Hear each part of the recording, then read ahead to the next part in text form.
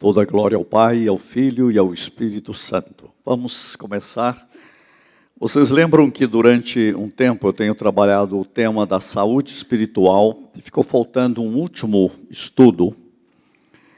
Eu fiz 3 blocos de 5, que daria no final 15. Então, hoje eu fecho esse bloco de 15. Se um dia você quiser ter tudo isso, você pode, tanto áudio como com vídeo, ou também os PowerPoints, pode usar à vontade todo esse material. De repente, um dia você quer usar num grupo ou numa igreja, você pode usar, são 15 estudos montados com o tema saúde espiritual. Eu estava muito em dúvida, o último tema, eu queria dar uma grande ênfase no tema da graça de Deus. E o último, eu já tinha dito sobre plantados no rio da graça de Deus. E eu queria dar mais um passo sobre isso, mas um pastor amigo, pegando vários dos meus estudos, ele criou um tema, libertando a alma dos predadores internos. Eu tentei mudar isso, mas eu vi que é muito forte esta expressão.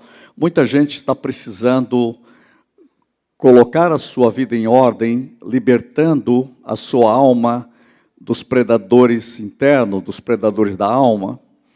Porque o grande problema que as pessoas estão tendo, e o grande problema que as pessoas estão vivendo está aqui, dá para você ler, mesmo se estão mais distantes, os riscos da autossabotagem. O grande problema das pessoas está que elas estão sabotando elas mesmas.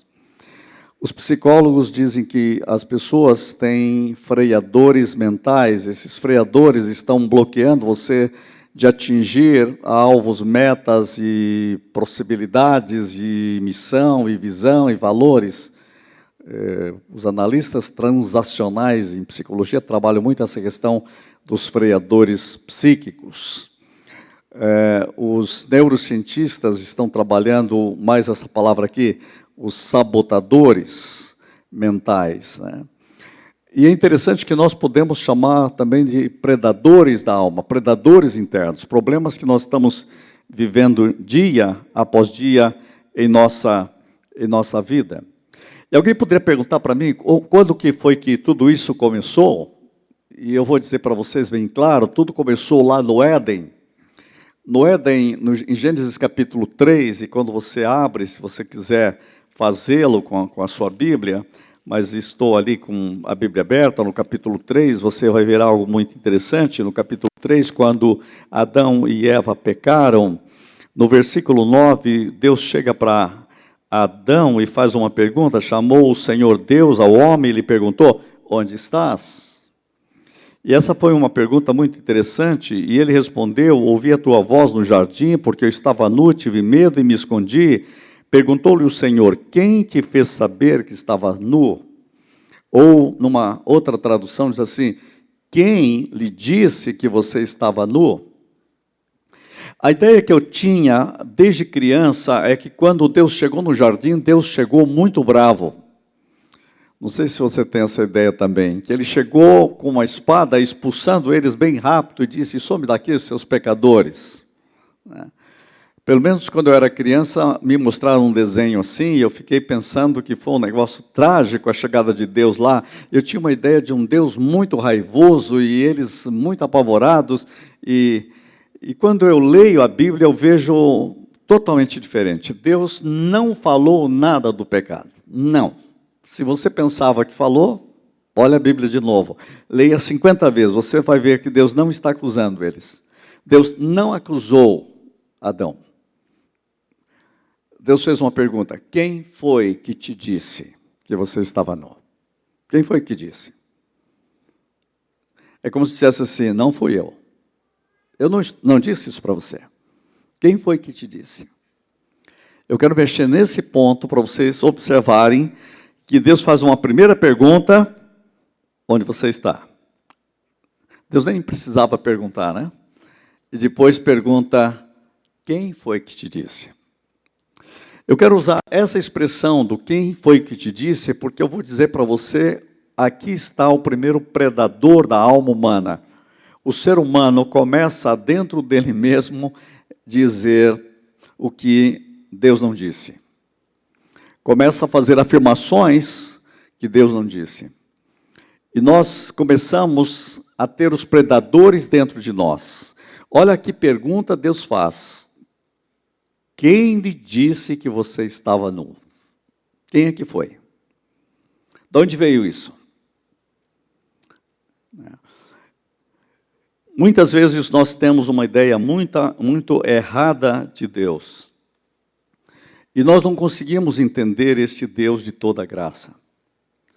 Isso foi muito significativo para mim quando eu estava trabalhando nos meus inícios de ministério com o corpo de psicólogos e psiquiatras cristãos em São Paulo. E eu fazia parte de algumas daquelas grandes reuniões e aquilo era uma coisa maravilhosa, mas me impactou muito quando nós fomos visitados por um psicólogo, teólogo chamado Harold Allens, dos Estados Unidos. Há um livro dele, pela Sinodal, chamado A Graça de Deus é a Saúde Humana, e ele nos levou a compreender algo muito interessante. Ele diz que ele podia ver, a graça de Deus era tão poderosa no Gênesis, a graça de Deus era tão poderosa ali, que quando Adão e Eva pecaram, ele disse, eu posso ver Deus chegando naquele dia, sofrendo muito e chorando, e o seu coração está desacerado pelo que aconteceu, e ele está sofrendo muito mais do que Adão. E Adão está numa pedra, ele disse, podia estar assim sentado, cabisbaixo, chorando, um certo dia, e Deus o abraça e disse, nós vamos sair disso juntos. Isto é graça. Eu nunca podia imaginar essa ideia de Deus abraçando Adão no meio da dor, do sofrimento, e dizer, nós vamos sair disso juntos. E Deus fez isso. Deus pegou o ser humano e colocou na possibilidade do jardim. Há uma autora americana que recentemente escreveu um livro brilhante sobre Não Era Para Ser Assim. O primeiro capítulo ela trabalha entre dois jardins. Eu nunca vi alguém escrever com tanta preciosidade sobre o Jardim do Éden, e ela coloca o Jardim do Éden aqui, e lá na Nova Jerusalém está o jardim. E nós temos que viver entre esses dois jardins. Deus não desistiu do jardim. Você não poderia ficar aqui neste jardim do jeito que você está, mas eu vou preparar o jeito pela minha graça para você estar neste jardim, e este jardim é perfeito. E nesse jardim não terá a serpente. E nesse jardim não terá a voz estranha, nem dentro nem fora. E nós temos que aprender a viver. Nós saímos desse jardim, mas nós estamos rumo ao outro jardim. E para você estar nesse outro jardim, você precisa comer da árvore da vida. E a árvore da vida é Cristo. Isto é graça. Então nós precisamos entender este tema. Quando eu estou perguntando para você quem foi que disse que você estava nu, eu quero aplicar isso como essa autora explica esse assunto. Eu quero deixar essa palavra. Precisamos deixar que a palavra de Deus se torne as palavras de nossa história. Quando eu estou começando a mexer na questão dos predadores da alma, eu estou de novo perguntando, quem foi que te disse que você é um fracasso? Quem foi que te disse que você não consegue as coisas? Quem foi que te disse que a sua vida não vai dar certo?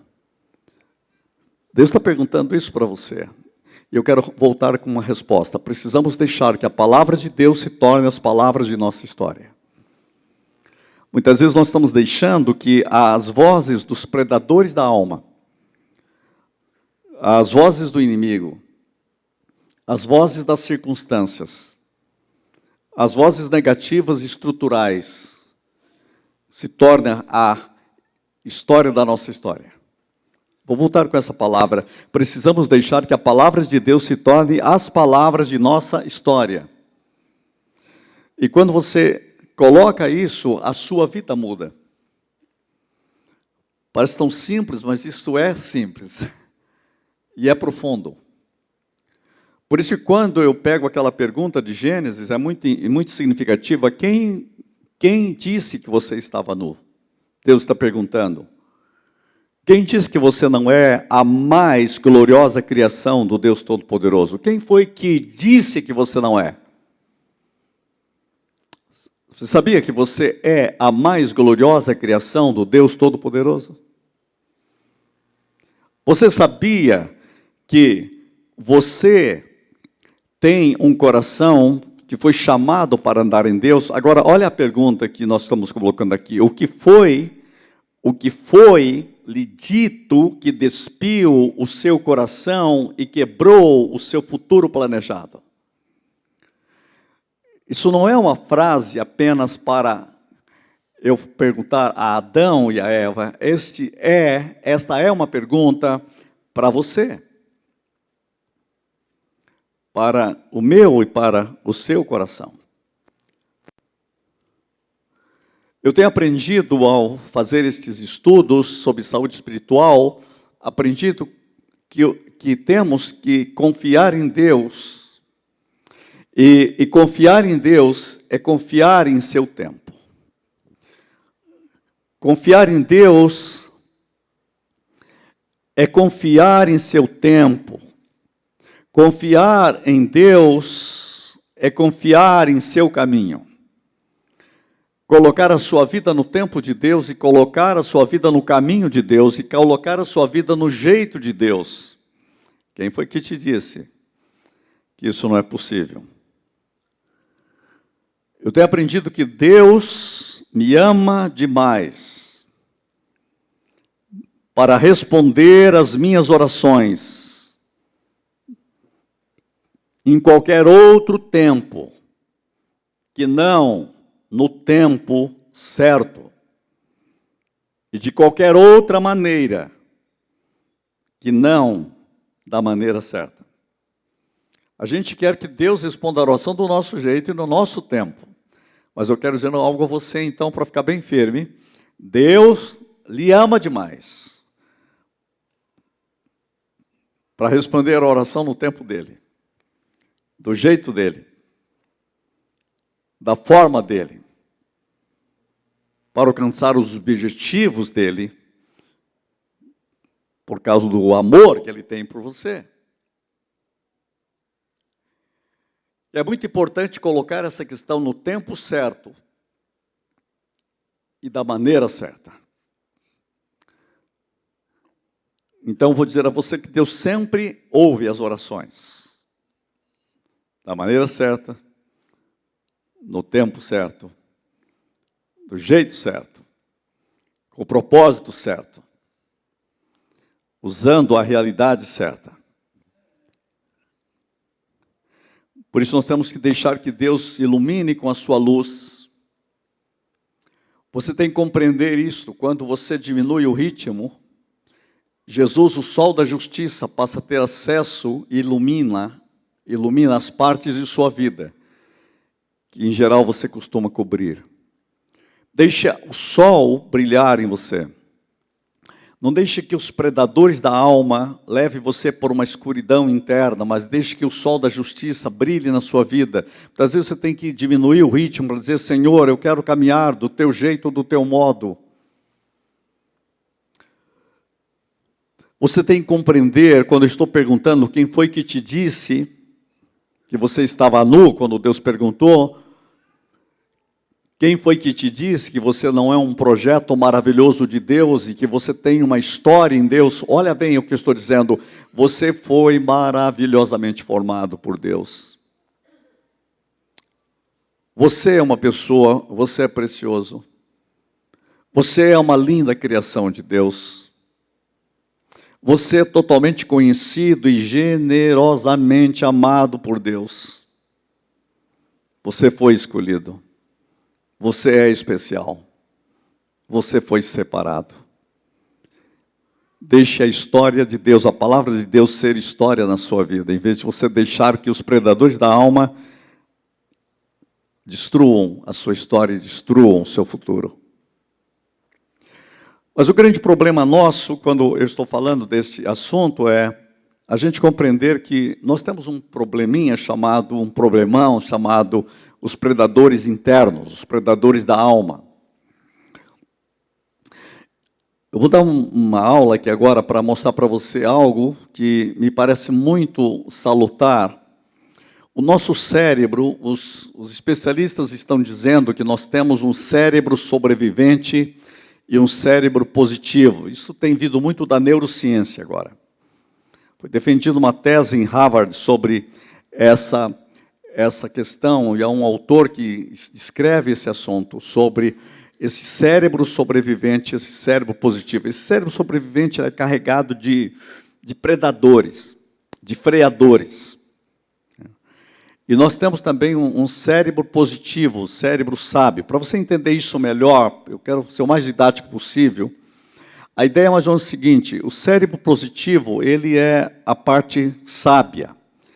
Vamos colocar isso melhor. Ele é sofisticado, ele é altamente evoluído, ele é evolutivo a nível de consciência. Você vai cada vez mais tendo mais sabedoria, você vai cada vez mais compreendendo as coisas. Eu vi essa semana sobre uma pesquisa feita sobre essa questão do cérebro e da vida humana. Fizeram uma pesquisa para dizer qual é a melhor idade das pessoas. Qual é a melhor idade humana? Vocês vão surpreender aqui, tem muita gente dessa idade. Em primeiro lugar, são as pessoas, a melhor época da vida é de 60 anos a 70. Porque é a época da maior beleza de criatividade da humanidade. Todos os prêmios Nobéis do mundo têm esta idade. É a época melhor que se cria. Em segundo lugar, são as pessoas de 50 a 60 anos. Então, você está no segundo.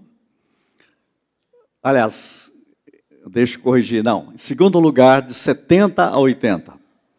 E em terceiro lugar, de 50 a 60. Deu para você entender? Esses 3 anos, esses 30 anos são anos de criatividade. De 70 a 80, as pessoas estão com a sabedoria. As pessoas já descobriram que tem um mundo de coisa que não vale a pena. Eles pararam de perder tempo com besteira. Por isso que é bom você ouvir pessoas depois de 70 anos, ele vai dizer o que vale realmente a pena na vida. E os de 50 e 60 estão começando a se libertar de um mundo de lixo. Interessante muito isso, né? Isso tem muito a ver com isso que eu estou falando do cérebro, do nível de consciência. Nesse período, você tem muito, quando a gente fala do cérebro positivo, é muito importante esse item aqui, que é o circuito da empatia. Né? Nós conseguimos compreender mais a realidade, empatia, entender o sofrimento dos outros. Isso é o cérebro positivo que faz isso, o sábio interior. Ele tem uma análise crítica melhor, ele busca valores mais saudáveis, relacionamentos saudáveis, ele tem mais conectividade, isso quem faz o cérebro positivo. Ele tem mais criatividade, cérebro positivo. Registros gratificantes positivos na sua vida que vêm desde a infância. Isso eu teria muito tempo para explicar isso, mas para vocês terem uma ideia. A jornada do sucesso do sábio interior é na inteligência, que é o QI, a inteligência emocional, inteligência social, inteligência positiva. Tem muito a ver com o amor, a compaixão, a alegria, a criatividade. Ele gosta de ajudar o próximo, veja, isso faz parte do sábio interior.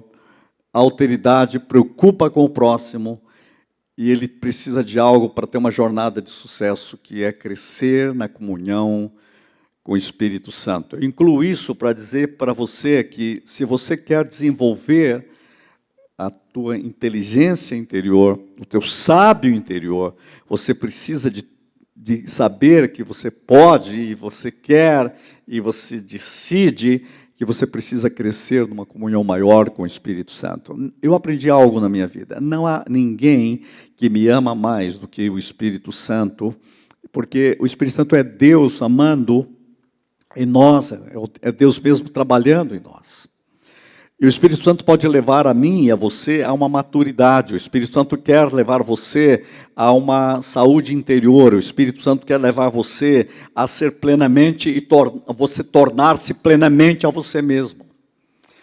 E é o Espírito Santo que sabe como fazer isto, para tornar você mais carregado de potenciais positivos e ativar em você as habilidades, ativar em você as competências e arrancar de você todo aquele lixo de espinhos, de capim velho do jardim da sua existência, para você viver uma vida que vale a pena. Aquilo que está sufocando você, ninguém pode fazer isso melhor que o Espírito Santo. O Espírito Santo leva você para uma jornada de possibilidades. E o que eu tenho aprendido é que quanto mais você faz isso numa jornada de processo e de progresso, você avança os níveis de consciência no teu sábio interior, neste cérebro, que eu estou chamando de cérebro sábio, cérebro positivo. E aqui está o fundamento disso. Comunhão crescente com o Espírito Santo. Vou dar muita ênfase nisso o resto da minha vida, porque eu descobri que essa é a chave para nós termos uma melhoria contínua em nós. Aí eu posso entender aquela palavra sempre melhorando, sempre melhorando. Nós cantávamos isso na nossa infância, sempre melhorando no Senhor. Agora veja o que é o cérebro sobrevivente. Aí é o campo dos predadores. São aonde estão as nossas sombras psíquicas. Eu criei uma nova colocação para vocês entenderem, são os ganchos psíquicos estruturais. Tem um psicólogo chamado Carl Gustav Jung, ele disse que o maior problema humano não são só as sombras, como a gente pensa, eu estava lendo no livro dele, diz, são os ganchos que nós temos dentro de nós. E essa percepção dele me levou a entender que muitas pessoas, realmente, elas têm ganchos por dentro. Alguém fala alguma coisa para você, aquilo engancha. Tem gente que fica enganchado, semana toda com o negativo do que alguém falou. Então, tem gente que se você não cumprimenta ele, é que ele vira um gancho na vida dele. E ele já fica revoltado. Ele está toda hora preocupado com o que as pessoas falam, com a opinião dos outros. Então ele vive com gancho, tudo enrosca. Você já viu aquele negócio de curva de rio? Tem gente que é curva de rio, tudo que não presta enrosca nele. Eu vou piorar isso. É gancho por dentro, gancho na alma. E ele está carregando um mundo de peso, de lixo de todo mundo. Tem gente que parece que pega da família inteira, todo mundo já liga para o outro assim, tem algum lixinho aí, que eu estou com os ganchos aqui precisando de mais peso. Isso vive com a alma pesada, espírito pesado, com as emoções pesadas. Não sei se eu estou falando de você, mas eu estou falando desse cérebro sobrevivente. Qualquer coisinha, enrosca. Eu já descobri que tem famílias que eles são redes de intriga, parece que tem um demônio de intriga, todo mundo tem intriga com todo mundo. Eu vou chamar isso agora psicologicamente de ganchos do cérebro, e aí ele está sobrevivendo. Então, ele, em vez de viver a vida, ele sobrevive na vida. Como vai a vida? Aí, levando. Está sobrevivendo. Então, eu tenho pedido muito, quando eu oro, que Deus arrebente esses ganchos da alma, esses ganchos de dentro. Isso gera o quê? Gera o que a gente chama de freadores no dia a dia. Os analistas transacionais chamam de freadores da alma. E essas emoções e sentimentos são armazenados. Harold Allens, que é esse psicólogo, teólogo, que trabalha com psicoteologia, ele chama de obstruções. Eu fazia tempo que eu não usava essa palavra, eu vi, pesquisando a semana, estudos dele, quando ele fez para o corpo de psicólogos e psiquiatras cristãos, ele falou muito de obstruções e distorções, às vezes genéticas. Muitas vezes nós herdamos um mundo de ganchos e de obstruções internas, geneticamente. Isso gera o quê? Isso gera negativismos e sabotagens. Negativismos e sabotagens. Eu chamo isso de registros traumáticos negativos, RTNs, né? E as pessoas vão registrando essas coisas negativas. E eu estou falando agora aqui dos predadores da alma, das sombras internas. E eu quero ter saúde espiritual. Eu quero pedir que o Espírito Santo faça uma radiografia do meu coração, da minha mente, das minhas emoções, dos meus pensamentos. E arranque essas estruturas, esses registros traumáticos negativos. Claro que muitos de vocês, quando vê esse assunto, nós temos que saber que muitos precisam de uma ajuda profissional para isso. E eu creio que o Espírito Santo vai orientar alguns casos de uma forma muito profissional e precisa. Mas nesse estudo eu quero mostrar para vocês que o alvo de Deus em nós é nos levar a uma plenitude de vida. Qual seria a jornada dos freadores do cérebro sobrevivente? Aí que você pode, pelo menos, dar alguns passos. O problema são os pensamentos negativos. Então nós precisamos, agora eu vou voltar de novo àquela palavra, nós temos que deixar que a palavra de Deus se torne as palavras da nossa história. E não a estrutura dos pensamentos negativos. O Senhor muda as estruturas dos meus pensamentos. Os desequilíbrios, os sentimentos negativos, né, e desequilibrados, a raiva, o medo. A pessoa tem muito sentimento de não valer. Né, nós temos que saber quem Deus diz que nós somos. Muitas vezes o ódio está ali, a vingança, a culpa, a ansiedade, a vergonha. Vamos deixar que a palavra de Deus se torne a palavra de Deus em nossas vidas, para que a gente não seja sabotado, porque o meu problema e o seu problema são os sabotadores da alma. E nós começamos a ter sabotagens mentais. O pensamento sabotador, eles se tornam verdadeiramente predadores automáticos, e eles vão ficando habituais em nós. E eu preciso pedir que o Espírito Santo trabalhe em meu interior, porque isso vai gerando o quê? Vai gerando frustração, vai gerando estresse, vai gerando cansaço, e a gente começa a ficar, em vez de andar no cérebro sábio, positivo, trabalhado por Deus, a gente fica nesse cérebro sobrevivente. E aí as pessoas fazem algumas perguntas, né? Eles perguntam, por que eu começo muito bem e termino quase nada? Por que as pessoas se sabotam a si mesmos nos seus sonhos, nos seus projetos, nos seus alvos? Gente, isso parece tão assustador, mas é triste quando você conversa com jovens e eles começam a dizer, eu não acredito que eu posso conseguir alguma coisa. Eles se sabotam a si mesmos. E eu fico pensando, o que nós podemos fazer para que os nossos jovens, adolescentes, acreditem mais e alcancem as coisas? Quantos não conseguem olhar eu não termino quase nada? Uma vez eu escrevi um texto sobre a bomba do quase. Tem gente que vive no quase, ele quase consegue, ele quase vai, ele quase passa, ele quase pega o avião, quase. Né? Ele vive no quase. E isso vai virando uma bomba nele. O problema dele é quando ele chegar no inferno e dizer, quase que eu fui para o céu. Aí piorou tudo. Né? Porque ele vive no quase entreguei minha vida a Deus, quase entreguei minha vida a Cristo. Né? Nós não podemos viver no quase, nós temos que viver na assertividade do plano, do projeto de Deus para mim e para você, para nós. Precisamos desativar essa bomba do quase. Uma pergunta que eu tenho visto é essa daqui, que é um sabotador incrível. Por que não me acho bom o suficiente?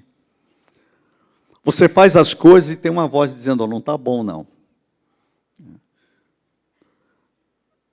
Uma vez eu ouvi falar de um grande escritor que ele escreveu um livro e depois achou, não está bom não. Pegou o livro e jogou no lixo. Ainda bem que a esposa viu pegou o livro do lixo, mandou para a editora sem ele saber, foi editado e se tornou o livro mais vendido dele. Estava no lixo. Foi um lance. Por quê? Porque tem uma voz lá, sabotagem. Não está bom o suficiente. E a gente começa a viver essa sabotagem permanentemente. Nós não somos perfeitos, você não é perfeito, e Deus sabe disso. Por isso que a pergunta que Deus faz a Adão é muito boa. Quem foi que te disse que você estava nu? Quem foi que te disse que não é bom o suficiente? Quem foi que te disse?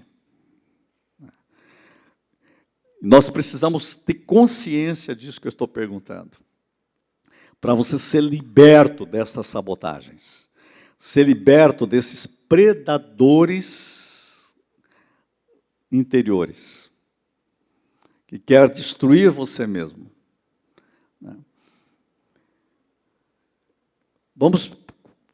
Pare de apertar o botão da autossabotagem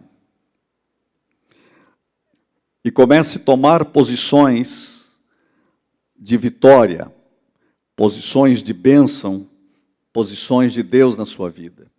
Creio que é isso que nós precisamos. Por exemplo, a gente fala em potencial, né? Eu vou citar aqui o autor, que eu estou falando, se alguém depois quiser pegar esse livro, Inteligência Positiva, do Jard Chamini. Ele tem um doutorado, é um psicólogo com um doutorado em neurociência na Universidade de Harvard. Esse livro se tornou famoso nos Estados Unidos e agora no mundo inteiro. Ele aponta que somente 20% das equipes e dos indivíduos conseguem alcançar seu verdadeiro potencial realizador. Isso significa que cada 10 jovens, apenas 2 conseguem realizar seus sonhos, seus alvos, seus projetos. Isso fez com que ele começasse a pesquisar o que está acontecendo. E eu estou colocando isso para vocês, porque aqui eu tenho pais aqui me ouvindo, tem avós ouvindo. Vocês precisam ver que isso é um assunto muito sério, porque como é que eu quero fazer, e você quer que os seus filhos estejam nesses 20%, você quer que os seus netos estejam nesse 20%, como nós podemos levar a ser essas pessoas que alcançaram metas, alcançaram sonhos, alcançaram projetos? E ele aponta que o maior problema, o que realmente faz com que as pessoas vivem nos 80% da não realização, são os sabotadores internos. E que nesta manhã eu estou chamando de predadores da alma. É a mesma coisa. Você falar de sabotadores, falar de freadores, ou falar de resistência, ou falar de sabotagem. O fato é que tudo isso significa a mesma coisa, no sentido de que nós precisamos vencer tudo aquilo que é negativo. E como nós somos o povo de Deus, e nós sabemos que Deus em sua palavra coloca caminhos de vitória, que Deus quer que nós possamos avançar permanentemente, crescer permanentemente. A Bíblia diz que o alvo de Deus em nós é nós crescermos numa estatura em Cristo Jesus. Nós temos que crescer no projeto de Deus. A obra de Deus é fazer com que a verdade de Cristo seja mais forte em nós cada dia, em termos de realização. É por isso que Paulo podia dizer: prossigo para o alvo, para o prêmio da soberana vocação de Deus em Cristo Jesus. Saúde espiritual para ele é ele afirmar: eu quero ser achado em Cristo, é dizer, eu quero prosseguir sempre. Ele disse, eu aprendi a viver. Ele está dizendo, eu aprendi a viver. E ele vai dizer assim, eu posso todas as coisas naquele que me fortalece. E ele vai dizer, para mim o viver é Cristo. E ele diz, haja em vós o sentimento que houve em Cristo. Então, tudo isto, para mim, é algo altamente terapêutico da palavra. Vou repetir aquela frase inicial. Nós precisamos permitir que a palavra de Deus se torne as palavras da nossa história. Não as palavras das sabotagens que estão destruindo nossos potenciais. Esse autor que acabo de falar, que é o Chamini, ele diz que o maior predador que nós temos dentro de nós é o crítico. Ele diz que o crítico é o padrão de mestre universal que exige de nós sempre mais, e diz assim: eu serei feliz quando... confundido com a voz da razão, carrega grande potencial destrutivo, aponta nossos defeitos de inferioridade, faz nos sentir infelizes, insatisfeitos, necessitando ser, fazer e ter algo mais do que para nos sentir amados, aceitos, respeitados, valorizados. Ele está dizendo que esse crítico interior está sempre roubando você de você mesmo. E é permanente isso. Esse ele diz uma coisa assim, ele diz que esse é o chefe da gangue dentro de você. É a chefe dos sabotadores. É uma espécie de prefeito, entende? Dentro da sua alma. Ele está sempre criticando você mesmo, criticando os outros, criticando a circunstância. Tem gente que critica mais os outros que ele, mas normalmente as pessoas criticam mais elas mesmas. Isso é uma sabotagem. Você é uma pessoa complexa, você tem defeitos, você tem qualidades, mas você está avançando, você é um projeto de Deus. Por isso que eu aponto isso voltando lá para Gênesis. Quem foi que te disse? Esse quem foi que te disse é para você saber, olha, pode ser o sabotador que está dizendo, não é o que Deus está dizendo. Você já começa com sabotagens no Éden, e a história do Éden é a história de cada um de nós. O Éden é uma história dentro de você. Quem foi que te disse? Quem é que está criticando você? Quem é que está destruindo suas possibilidades? Outro predador é a vítima. Esse é o padrão do Marte. Ninguém me entende. Pobre de mim. Ninguém me entende. Já viu alguém falar essa frase ou não? Faz-nos sentir abandonados, só, dramático, melancólico, com raiva, fazendo comparações negativas. Está sempre comparando com o outro para virar vítima. Para achar que os outros podem, eu não posso. Os outros conseguem, eu não consigo. Para os outros é mais fácil, para mim é mais difícil. Tornando-nos temperamental em excesso para conseguir a atenção dos outros. A pessoa começa a chamar atenção sempre sobre si. Com o seu temperamental destemperado. Ele fala que o outro predador que eles descobriram nessa pesquisa, lá na universidade, são os controladores internos. Este é o padrão, faça-se a minha vontade. Ficamos satisfeitos, seguros, quando estamos no controle. Os resultados aparecem a curto prazo, porém, a custo de abuso e ressentimento dos colaboradores. A pessoa quer controlar tudo. Outro problema são os predadores do hipervigilante. O lema desse padrão: algo ruim vai acontecer. Essa pessoa sempre acha que está ruim, mas pode piorar, entendeu? Está tudo bom, mas pode acontecer alguma coisa ruim. É um hipervigilante, é um sabotador. Isso marca com tensão, ansiedade, expectativa, porque acreditamos em iminente risco, perigo, etc.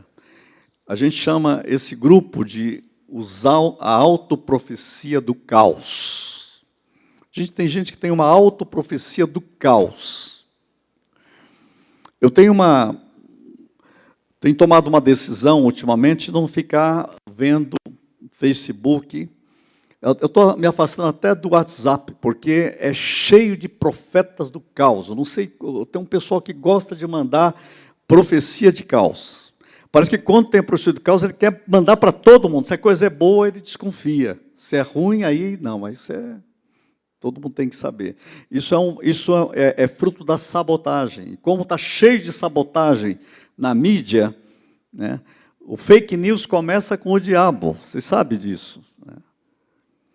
O diabo chega para Eva e diz assim: olha, Deus disse que não é para comer nenhuma árvore do jardim. Eva falou: não falou isso não.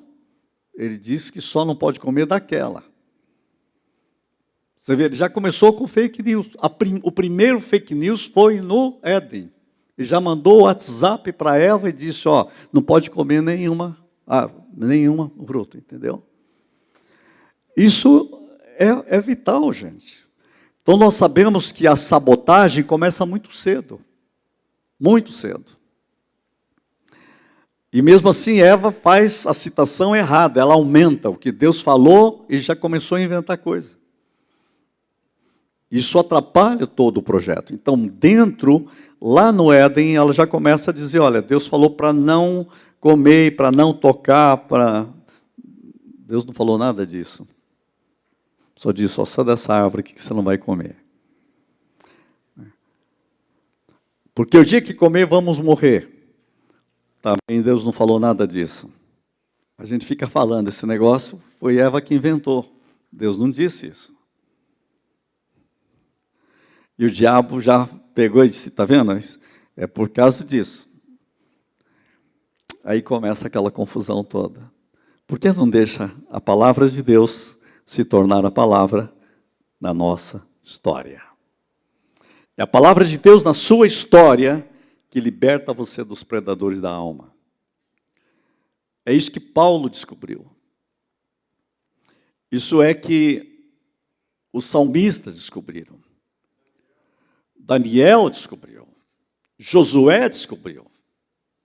Jeremias descobriu. Você pega Jeremias, você vê, e disse Deus, e disse Deus, e disse Deus, e disse Deus, e disse Deus, e fim, e disse Deus, e está dito. Ele fica com, e disse Deus, disse o Senhor. Deixe a palavra de Deus se tornar a palavra da sua história. Firme-se na palavra de Deus. Ele citou ali Daniel. Eles mudam o nome dele, mas não conseguem mudar o caráter dele. Pode até mudar o nome, agora eu posso fazer quem fizer que ninguém vai ficar nem sabendo, porque ninguém sabe o meu nome. Mas não, ele tem um caráter em Deus. Ele é plantado em Deus. E por isso que ele dá frutos em Deus. E essa é a forma correta de você pensar, porque a palavra de Deus se torna palavra na sua história. Aquele que medita na minha palavra, nós temos já estudado isso, e isso para mim é um texto-chave na minha vida. Aquele que medita na minha palavra será plantado, será como árvore plantada junto à corrente de águas e dá o seu fruto no tempo. Certo? Quando a Bíblia diz no Salmo que temos que observar a palavra de Deus para firmar os nossos caminhos. Lâmpada para os meus pés é a tua palavra e luz para os meus caminhos. A gente sabe isso desde a infância. Deixe a palavra de Deus se tornar a palavra de Deus na sua história. Então, essa é a vitória contra a profecia do caos. O hiperracional é um problema. Eu já enfrentei muito esse problema. É o padrão homem de gelo. Põe foco na racionalidade acima de tudo, inclusive nos relacionamentos. Ele se apega à intelectualidade, desprezando como perda de tempo as atitudes emocionais e sentimentais. Ele é visto como arrogante. Você fica assim, muito excessivamente crítico e racional demais. Isso, as pessoas não sabem que isso é um predador terrível do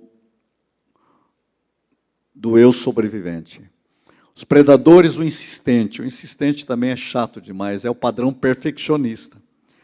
Induz a necessidade de perfeição até as últimas consequências. Eu sei que tem gente aqui que sofre disso. O perfeito tem que ser mais perfeito, e o perfeito mais perfeito do que o perfeito, e aí a pessoa fica um escravo da perfeição que não existe. Induz a necessidade de perfeição até as últimas consequências. Insiste em persuadir a mente de que a perfeição é necessária.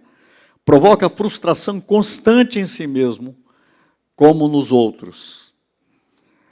É uma cobrança excessiva do 100% sobre si mesmo.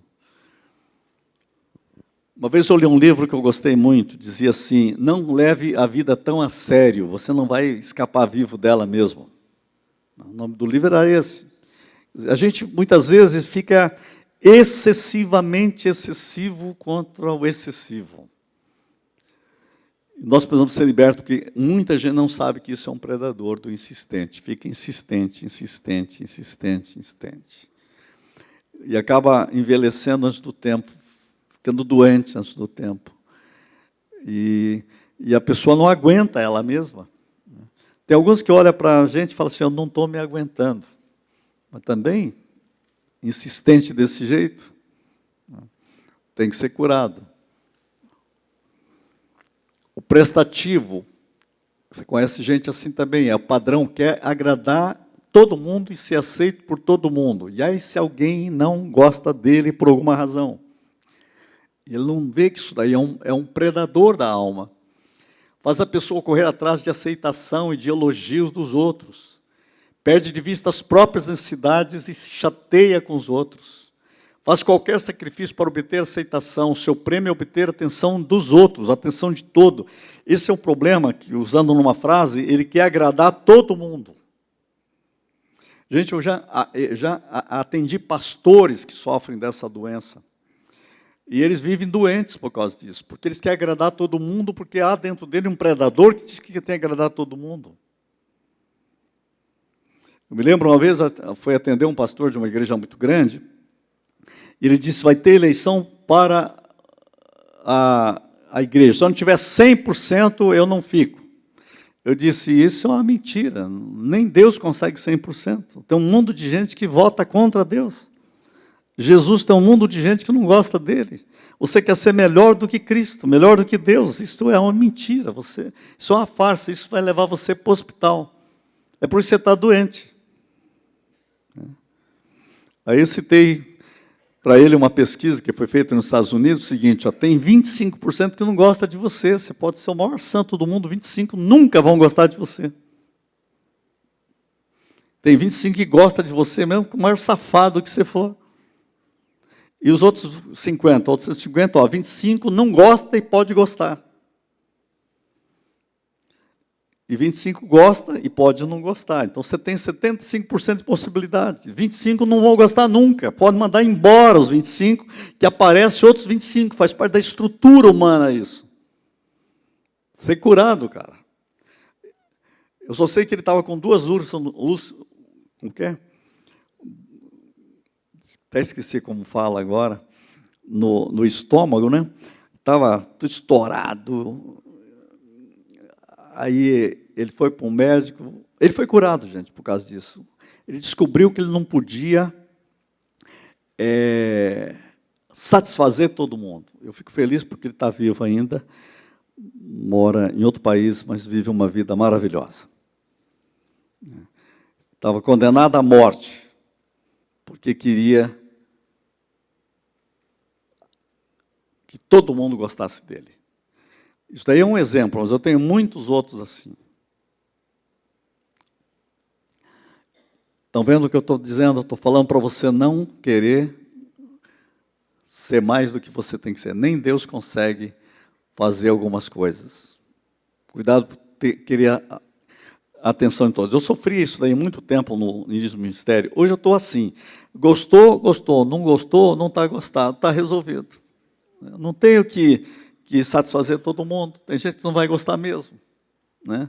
Tem gente que gosta de mim, tem gente que não gosta. Qual o problema? As pessoas têm direito de gostar e de não gostar, né?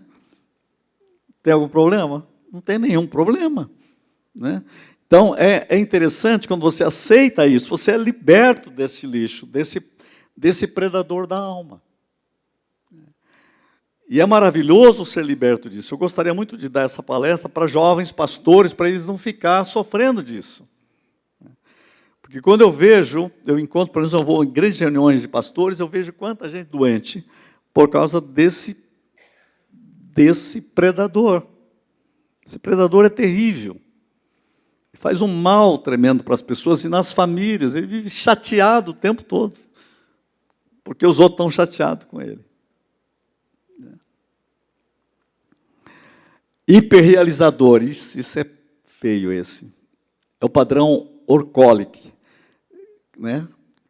Então, é que eu falo uns aqui que tem vontade de tirar fora, porque pode ser que estou encaixado. Então, daí, né, aquele negócio de diz para si que só é digno de valor e de respeito se tiver desempenho excelente e realizações constantes. Costuma ser o grande alimentador do vício em trabalho, como se necessidades emocionais e relacionamentos fossem menos importantes. Esse daqui é aquele que trabalha. E é um predador, ultra realizador, é um viciado em trabalho. E o inquieto? O inquieto é o padrão, é o predador do eu não quero perder nada. Começa muitas coisas e não termina nenhuma. Conhece gente assim ou não? Começa tudo e não termina nada. Porque ele parece que quer aproveitar tudo, mas ele não avança. Gasta muita energia sem resultado, não tem foco. O que se quer é viver a vida ocupada de tarefas sem realizar nada. Eu estou falando dos predadores agora para você. E o último, creio que é esse aqui. É o esquivo, é o padrão, não consigo dizer não. Foge das situações desagradáveis que precisa resolver e superar. Ele sempre deixa para depois. Terceiriza os problemas. O fato é o seguinte, ele está sempre esquivando, né? Então, eu quero dizer que qual que seria a forma de eu dizer, eu quero ser curado disso. E para dizer ser curado disso, eu vou dizer, enfraqueça seus predadores, sabotadores. Fortaleça seu sábio interior em Cristo. Treine a sua inteligência. E aqui eu vou dar um padrão. Veja isso como palavra de Deus na sua vida. Eu gostaria que vocês me acompanhassem agora num texto bíblico para eu terminar. É um texto muito interessante de Zacarias. Talvez você nunca tenha parado para pensar nesse texto, mas é um texto Zacarias. Vocês lembram que tem esse livro, Zacarias? Ele quase está perdido lá no Antigo Testamento, lá no final.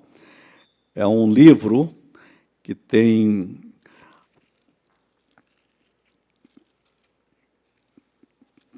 uns 13 capítulos, mais ou menos. Aliás, 14 capítulos. No capítulo 3,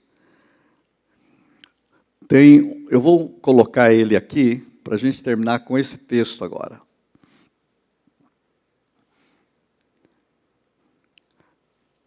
Olha só o que aconteceu aqui, o predador nesse texto.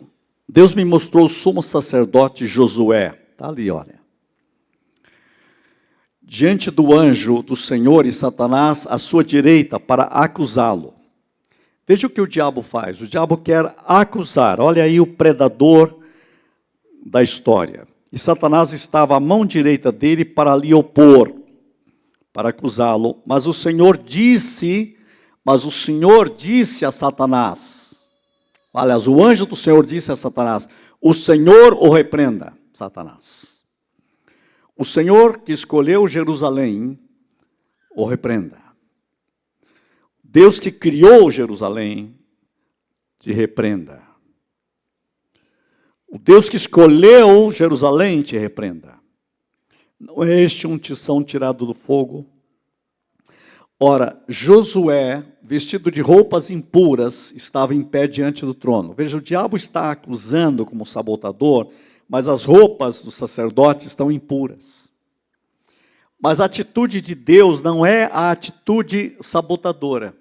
O anjo disse aos que estavam diante dele, tirem as roupas impuras dele. Depois disse a Josué, veja, eu tirei de você o seu pecado e coloquei vestes nobres sobre você. Isso é graça. Veja, o diabo acusa. Deus cura. Deus vem com graça. Muitas vezes você tem uma situação de que o diabo tem o que sabotar em você, mas você não deve ser movido pelo que o diabo diz, mas pelo que Deus fez em você em Cristo, e por causa de Cristo, e por causa da sua graça. Quem foi que disse a você que você estava nu? É muito importante que a cura vem quando você está dizendo, algo está dizendo, o sabotador está dizendo, a serpente está dizendo, né? A circunstância está dizendo, mas o que Deus disse para mim é que Deus me curou. Interessante isso, coloquei vestes nobres sobre você. Disse também, coloque um turbante limpo em sua cabeça. Mude a sua cabeça. Deus coloca na sua cabeça o turbante dele. Eu vejo aqui uma metáfora interessante. Deus quer mudar a sua forma de pensar. A forma de você dirigir a sua vida. Deus vem com graça para libertar você de toda acusação, de toda influência do mal, de toda sabotagem que o diabo quer colocar. Coloque um turbante limpo em sua cabeça. Colocaram o turbante nele e o vestiram, enquanto o anjo do Senhor observava. E olha só para terminar, o anjo do Senhor exortou Josué dizendo, assim diz o Senhor dos Exércitos, se você andar nos meus caminhos, obedecer os meus preceitos, você governará a minha casa e também estará encarregado das minhas cortes, e eu lhe darei um lugar entre estes que estão aqui. Ouçam bem, sumo sacerdote Josué e seus companheiros sentados diante de você, homens que simbolizam coisas que virão, trarei o meu servo, o renovo. O que ele está falando? Cristo. O que você precisa é do renovo, e Cristo é o renovo. Não olhe pelo que o diabo está dizendo, olhe por que Deus está dizendo. E em Cristo, Deus quer restaurar a sua história e fazer um renovo na sua vida. Vejam a pedra que coloquei na frente de Josué, ela tem 7 pares de olhos, eu gravei nela uma inscrição, declara o Senhor dos Exércitos, removerei o pecado desta terra num único dia. Para mim, aqui está apontando o Calvário. Eu vou dar a vocês uma nova história. Vocês não têm que ser mais sabotados pelos predadores da alma de vocês. Vocês têm agora um renovo. Trarei o renovo. E é isso que Deus quer fazer em nossas vidas. Eu quero terminar esta hora dizendo que esta é uma palavra que está profundamente marcada no nosso coração. E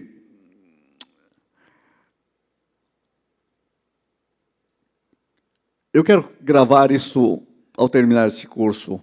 Você nasceu original, não morra cópia. Não permita que